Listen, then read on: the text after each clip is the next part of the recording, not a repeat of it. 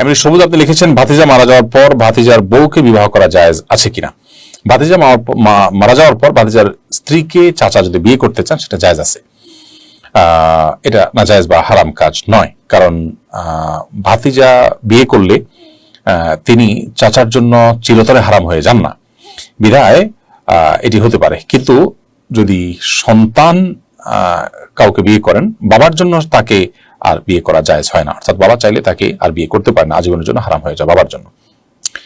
মোহাম্মদ শাহিন প্রধান আপনি লিখেছেন, আমার এক নিকট আত্মীয়ের বাড়িতে অবৈধ গ্যাস লাইনের মাধ্যমে রান্না হয়, সেখানে প্রায় আমার খাওয়া দাওয়া হয়, সেখানে খাওয়া কি আমার জন্য জায়েজ হবে? মূল খাবারটা যদি হালাল হয় তাহলে সেক্ষেত্রে আপনি হারাম খেয়েছেন এমনটি বলা যাবে না এর কারণে।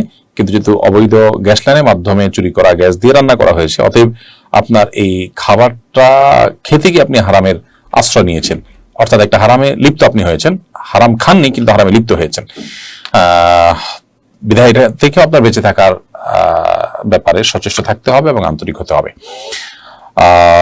এবং এই সমস্ত বিষয়গুলো আমাদের অনেকের কাছে কোনো গুনাহের বিষয় মনে হয় না, অথচ এগুলো অনেক জঘন্য বিষয় এবং জাহান্নামে যাওয়ার জন্য যথেষ্ট হতে পারে।